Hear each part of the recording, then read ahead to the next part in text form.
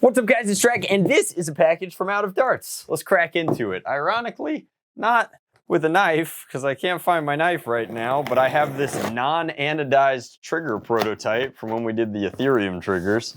It seems relatively sharp. Just hanging out with Luke in the PMW, and we're talking about how his tape is made of paper, my tape is made of plastic.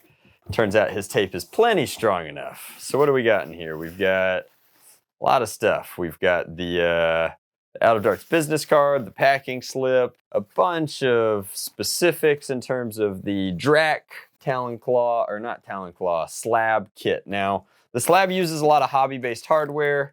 We've got some worker Gen 3 darts in here. We've got some Out of Darts darts or stickers. This looks like a scar that we can put on the front, but the SLAB itself is inside. Not unlike barbecue, we really care about the SLAB, if you know what I'm saying. So let's get into it. Luke has a roll of Vertigo Gray that I sent him forever ago that he uses as the trim color in some of my sample blasters. So, ooh, that's good. So this is using Amy's Blood of My Enemies from Protopasta, a very deep and hopefully durable red color. It matches a lot of my standard stock and trade blasters. Everybody likes to match, right? The Pyara over here is in the red, the Blood of My Enemies, I think, and then I want to say that my skewer over here as well as my links are as well. But a really handsome filament, a deep color. I spent a lot of time with Protopasta while I was up in the PMW, and we'll make some content about that pretty soon too. But the SLAB,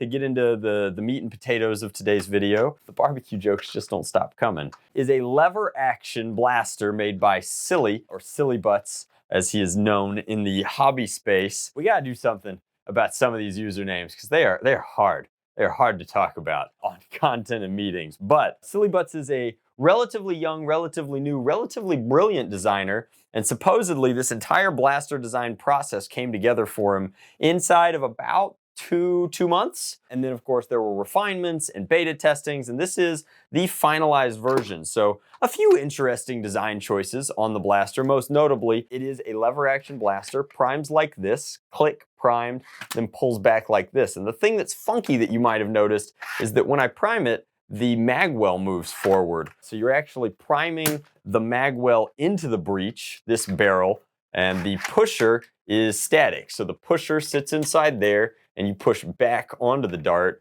to complete the seal and then close like that. A very interesting take on lever action, certainly different than something like the Sling Fire, which uses a regular bolt sled, and leads to an interestingly connected trigger mechanism here, where you could see this trigger connects to this piece here, pushes it forward, and then pops like this. So this is actually a reverse plunger kind of setup, right? The air comes back through a turnaround, pushes up and through and in to fire the dart. Now, I've been told this comes in a variety of different power levels. You can change the spring out relatively easily. The foregrip is interesting just because from an ergonomics perspective, I want to pump it, right? Like I think like a spaz, and I want to be like, shh. That's not how it works. It's not a shotgun. It's very much a lever action, similar to like a Wild West kind of design. Just good stuff. It really has some Sling Fire vibes, but obviously with a lot more power and a slightly more futuristic kind of 3D printed design. It's not designed for explicitly beauty, although I think it winds up being a pretty handsome blaster. You do wind up with this one interesting part here where there's two panels on the bottom, and then you've got two Caliburn-esque style pins going through, and then those are held in with 3D printed kind of like binder clips that go through. I'm not sure that would be the only part of this that I would describe as fragile. The rest of it has a ton of hardware in it. Check out that stock with like, you know, probably a dozen screws in it by the time, more 16 screws. And then a very comfortable kind of stock to sit in here, which is good. You really want something that contours to the shoulder if you're gonna be priming like this constantly. Then ultimately, this is a Talon only design, not a multi-mag well, but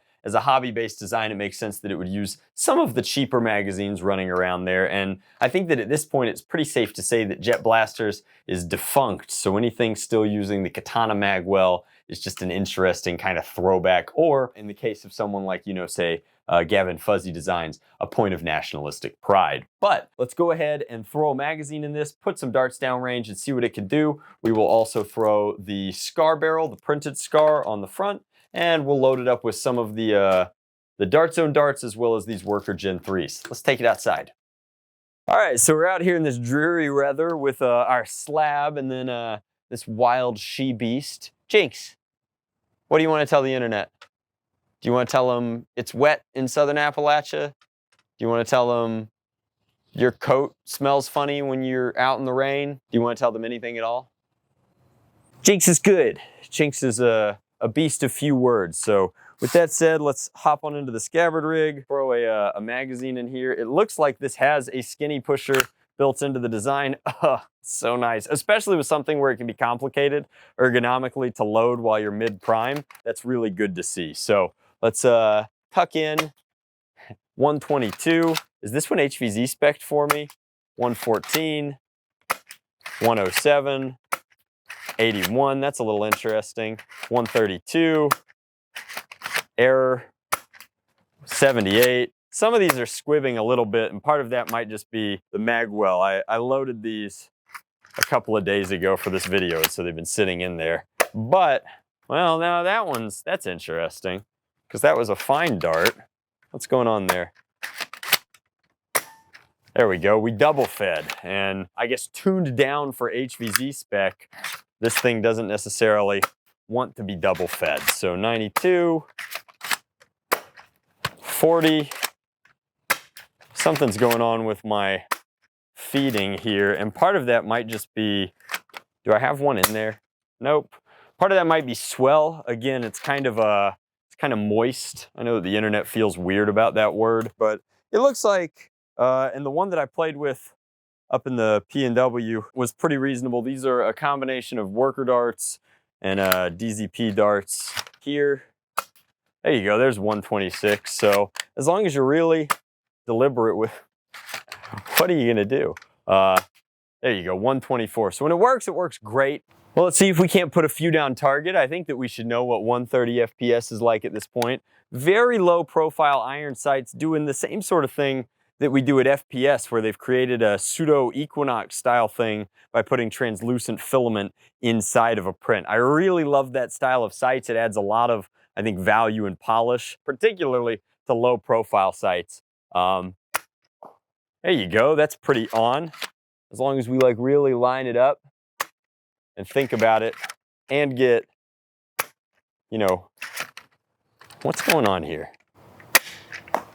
Now, is this explicitly gonna be the blaster that you use to slay zombies? I don't know, but with this style of plunger tube, you could very easily dial this thing up to 200 FPS. And again, you have to ask yourself, like, ergonomically, is this what you want to be using in a competitive style game type? Maybe not. For HVZ, absolutely, if it has a Wild West theme. But overall, I think that you just have to accept that, you know, well, squibs aside, not all blasters have to be like mil-spec crazy competitive. Like, sometimes it's just about having a fun and slightly different ergonomic experience. It's a really interesting take on the platform and a good utility of space and the turnaround that we just haven't seen before. So I dig it overall. Let's see, we can click that back into place, click that, load one to chamber. And we did double load that last time. That's interesting. Now, I do want to address in this video that I think we've had a couple of quick edits here just for, I guess, issues firing the blaster where it's either double fed or misfed in some way, shape, or form. And I think that the real root of that problem is that partially this humidity is not what this blaster was tuned in. But then the reality is that I think this blaster benefits from being overpowered for its barrel setup. And this is really dialing it down about as low as it can go in an attempt to get that consistent HVZ style performance. But if you're not super deliberate within that, and those were two really good shots in a row, and then followed by kind of a squib. But then that one was pretty solid. You would probably benefit when you're ordering from outofdarts.com from tuning up this blaster. I feel like you'll have more fun, especially with something at this price point, if you're getting the kind of performance that you can't get, you know, off the shelf from something explicitly cheaper. But the overall color options, the overall like look and feel of the blaster, the fact that it's using talons is all pretty cool, pretty sharp. I definitely dig it, and I dig S.L.A.B as a designer. I mean, he's got some other stuff in the pipes.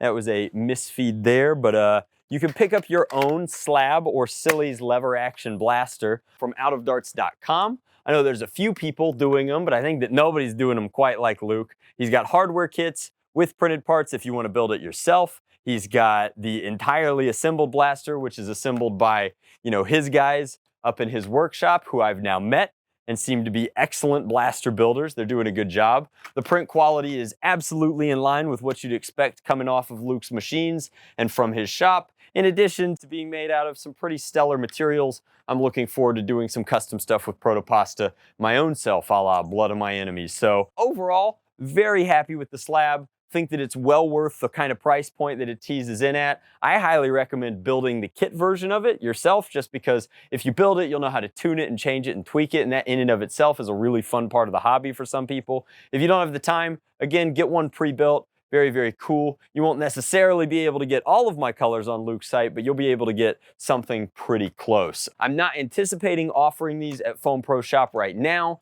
but given that the holidays are coming up and I know that people are looking for something special, if you're picking up a S.L.A.B, there's no better companion for it than the scabbard rig. We did just go through our inventory and I found 2 of the last ones. So we put those up on the website. I imagine they will be gone very quickly, but we also have the last of Spectre's Super Cores in stock right now. We call them the Outback Edition because DHL roughed them up pretty good, but they're also up on the website, and when they're gone foreversies, because I don't think Spectre or I are going to be making any more ever after the disaster that was getting them from this side of the planet to our side of the planet. But that is our full review on the S.L.A.B. If you want more of S.L.A.B, I'll link down in the description box below to his repository. If you want more of Out of Darts products, I'll link to that and where you can buy a S.L.A.B. Again, I think that you're getting maximum price to quality ratio going through Luke. It's tough to beat. And then if you want any of my goofball stuff, I'll link to that as well. But a huge thank you to Luke for putting this together and sending it over. A huge thank you to S.L.A.B for making that happen and making that possible. I look forward to more of his designs in the not too distant future. He seems to have a very bright future